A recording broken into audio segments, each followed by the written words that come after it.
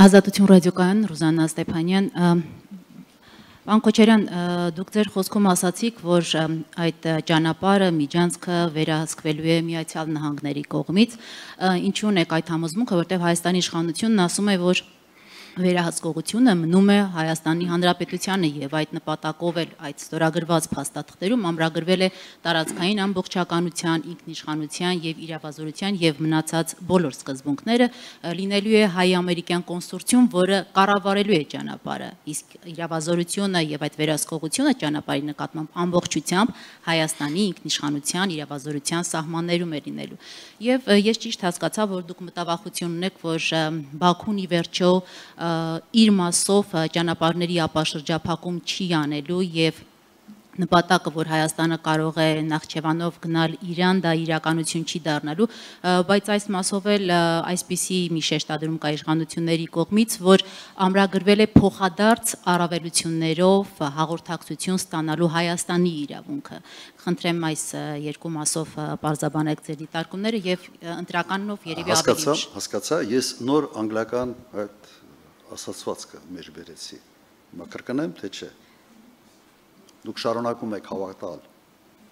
այն ամեն ինչի մասին խոսում է Նիկոլ Փաշինյանը։ Մենք ունենք 1000-ից ավելի գրանցված ստեր։ Ես մի անգամ օգտագործել եմ մի տերմին օգտագործեցի, որ ստախոսության բիոսարք է։ Ո՞ղի ստում է։ Չի լինելու։ Եթե նայեք, հենց այդ ստորագրած փաստաթղթով տարբերվում է, առանձնացվում է այդ ճանապարհը։ Սա ինչ որ բան մեզ հուշում է, թե չի հուշում։ Սա հուշում է հետևյալը, որ այդ ճանապարհի նկատմամբ վերահսկողությունը տարբեր է լինելու մյուս ճանապարհներից։ Հակառակ դեպքում ուղղակի անիմաստ է, աբսուրդ է առանձին նշել, որ այդ ճանապարհը երկարատև պայմանագրով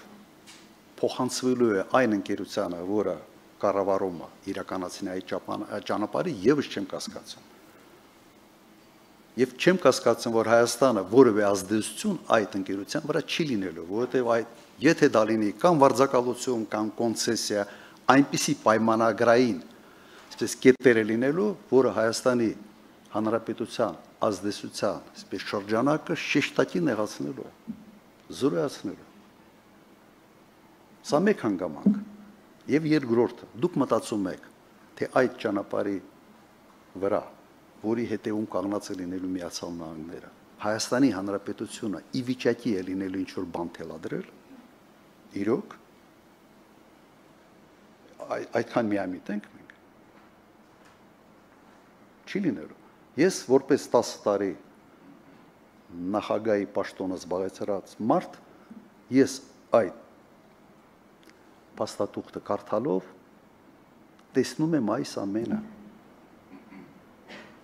Եվ ոչ թե դա ասենց խորը թաքցրած է տողերի մեջ, սա ակնհայտ ուղղակի զռռում է։ Շատ պարզ ասեմ, Ռուզան, զռռում է, սենց է լինելու։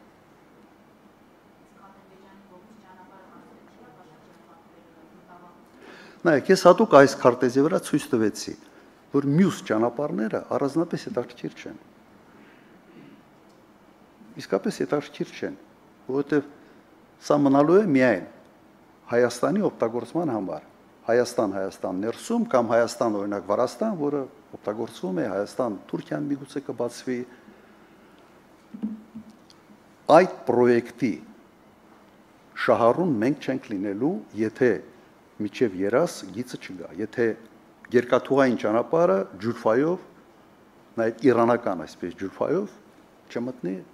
Իրանի Իսլամական Հանրապետություն։ Մենք շահառու չենք լինելու։ Հիմա խոսքը գնում է այս պրոյեկտի մասին, չէ՞։ Ես պնդում եմ, որ այս պրոյեկտից Հայաստանի Հանրապետությունը ոչինչ չի շահելու, եթե այդ երկու գործոնը, որոնք ես նշեցի իմ ներածական խոսքում, չաշխատեն։ Սա ակնհայտ է։ Ես նույնիսկ զարմանում եմ, որ սա կասկածներ է առաջ։ Եվ անմիջապես հենց կասկածներ է առաջացնում, հիշում եմ անգլիական այդ